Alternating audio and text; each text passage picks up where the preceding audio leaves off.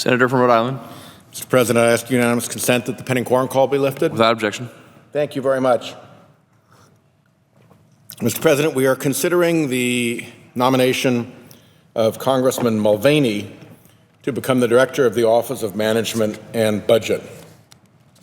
In the context of the review of this nomination, there has been a lot of talk about Congressman Mulvaney being a straight shooter. I do appreciate his courtesy meeting with me and his participation in our Budget Committee confirmation hearing last month, but I have to say that his 6-year record in the House of Representatives makes it completely impossible for me to vote for him as our nation's chief budget officer. He may be a straight shooter, but he shoots straight at the wrong targets. One of them is the credit of the United States of America.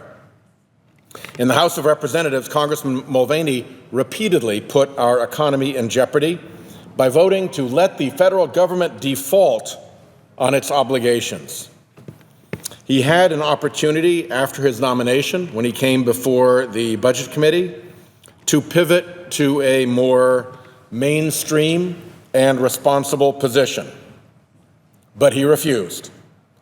In an answer to a pre-hearing question, he said, "I do believe that defaulting on America's debts would have grave worldwide economic consequences. I do not believe that breaching the debt ceiling will automatically or inevitably lead to that result."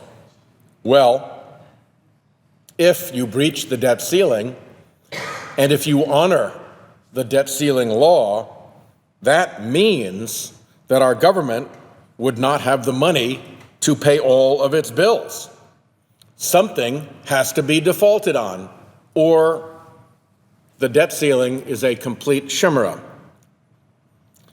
Mr. Mulvaney's completely unsupported faith that a default on some of our nation's obligations might not have grave consequences ignores basic economics, and it ignores the guidance of liberal and conservative economists and experts alike, including Douglas Holtz-Eakin, Benjamin Bernanke, Hank Paulson, Janet Yellen, Jack Lew, and many, many others. In fact, many of my Republican colleagues in this room were gravely concerned about what happened if we blew through the debt ceiling, and that we perhaps had made a bet we would be unable to pay.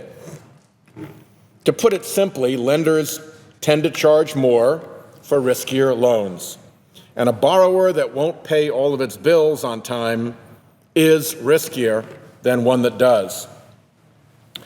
Tom Donahue of the United States Chamber of Commerce is not someone that I ordinarily cite favorably here in the Senate. He is an inveterate enemy on doing anything on climate change, and he and I disagree on a great number of issues. But even Tom Donahue that noted that even a small increase in Treasury rates, which would happen as the result of a default, would, I quote him, translate into hundreds of thousands of jobs lost every year. A member of the self-styled shutdown caucus, Mr. Mulvaney chooses to ignore the fact that his fiscal brinksmanship has already cost the American people. Playing around with the debt ceiling and shutting down the government are not free exercises. According to the Wall Street firm Standard & Poor's, the 16-day government shutdown that the congressman helped orchestrate in 2013 cost the American economy $24 billion. That's shooting straight at our economy just to prove a political point. That's not the kind of straight shooter that we need. And of course, that doesn't even mention the unnecessary stress that the shutdown caused for millions of government contractors who weren't sure they'd be paid, millions of government workers who weren't sure they'd be paid. There is pain and there is damage from the reckless decisions that Congressman Mulvaney seems to make so easily. Congressman Mulvaney's blind faith is not limited to economics. He disregards science, too. In response to questions I asked him at the hearing, he said he is not convinced by the evidence presented that climate change is at least partly driven by human activity. Well, he ought to take a little look at what's going on at his home state university, the University of South Carolina, which has an Office of Energy and Oceans and Environmental Research. It actually teaches climate change. The University of South Carolina doesn't just believe climate change, it teaches it. It has a faculty that are involved in teaching the students about what is happening in our atmosphere and in our oceans as a result of climate change. This is not all that complicated stuff. We've known since President Lincoln was riding around Washington in his top hat that greenhouse gases in the atmosphere would catch heat in the atmosphere and would warm the earth. That was a scientist named Tyndall. This was not news. This is 150 years old.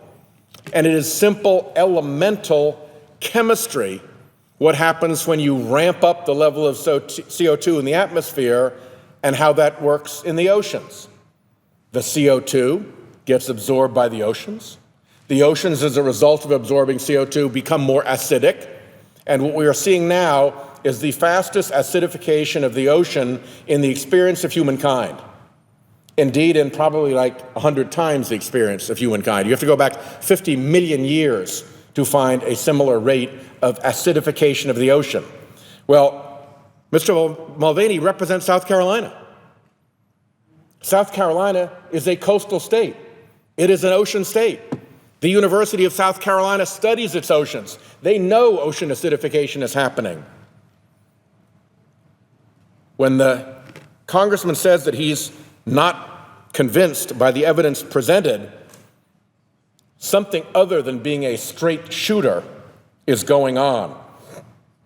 According to NASA, for instance, the National Aeronautic and Space Administration, which, by the way, right now is driving a rover around on the surface of the planet Mars. So can we perhaps stipulate that the scientists at NASA know what they're talking about? No other country in the world, no other society in human history has had the capacity to launch from Earth a rover, fly it through space to Mars, land it safely on that other planet, and drive it around. We can do that. NASA scientists did that. So when NASA scientists say, and I quote, multiple studies published in peer-reviewed scientific journals show that 97% or more of actively publishing climate scientists agree climate warming trends over the past century are extremely likely due to human activity. So essentially all the experts agree. His home state university, the University of South Carolina, teaches this. They don't just listen to it, they teach it, they understand what's going on. But Mulvaney says he's not convinced. What's it going to take to convince him? How can you be a straight shooter when you ignore this kind of certainty in science? Particularly when around this building you see the circling menace of the fossil fuel industry, always with its guns out, always trying to shoot down anybody who will disagree with them, always trying to pretend that climate change isn't real, always trying to defend a $700 billion a year subsidy that they get at the expense of the rest of America. And because, thanks to Citizens United, they have got the capacity to spend enormous, unlimited amounts of money in politics, they can spend a great deal to protect that $700 billion subsidy, and they do. And they do. And so we do nothing about climate change here. You can't get a Republican to talk seriously about climate change here. The oceans are changing off of their states, and they won't talk about climate change here. Their universities are saying that climate change is real. Their universities are teaching that climate change is real, and they won't say one thing about climate change here. And this so-called straight shooter is going to go along with that racket rather than listen to his home state universities and to the scientists at NASA who have put the rover onto Mars? Give me a break. And while this man claims to be a deficit hawk, I asked him if he was ready to take on the hundreds of billions of dollars that go out the back door of our economy in tax breaks, in wasteful tax loopholes, in tax benefits for special interests. Wouldn't give me a straight answer to the question. And from his record in the House, it appears pretty clear that Mr. Mulvaney would rather balance the budget by going after seniors, by going after Social Security, by going after Medicare, by going after the families who've got children on Medicaid because their children have lifetime disabilities that require Medicaid support. Those are the targets. That's who this straight shooter, so-called, wants to shoot at. But as for, say, the tax benefit that lets billionaires depreciate their private jets faster than the airline can, oh no, can't touch that. As for the tax loophole that lets carried interest Wall Street billionaires pay lower tax rates than their doormen, than their janitors, oh no, can't possibly touch that. As for the subsidies we give through the tax code to the fossil fuel industry every year when they're the most lucrative corporations in the history of the planet, oh no, we can't possibly do that. Let's go after the old folks. That's not being a straight shooter. That's shooting at the wrong people. Someone who is a straight shooter when it happens to agree with the politics that they like, but is a flat-out denier when it doesn't, that's not my idea of a straight shooter. Congressman Mulvaney is possessed by conservative ideology that I strongly believe is going to prevent him ever from working across party lines on the budget, on health care, or on other major issues that at OMB he will have to face. His counsel is likely to pull President Trump further out to the extremes which already divide this country. And by the way, to all of those voters who voted for President Trump because he said that he was different from all the other Republican candidates, he was different than the other 15 candidates because he wasn't going to hurt Social Security. He wasn't going to hurt Medicare. He was different than all the others because he was going to protect Social Security and he was going to protect Medicare. Folks, I think you got sold a bill of goods because when you look at Congressman Price and when you look at Congressman Mulvaney and when you look at their records, you see the records of people who have targeted Social Security and targeted Medicare for years. They may be straight shooters, but they've got Social Security and Medicare in the crosshairs.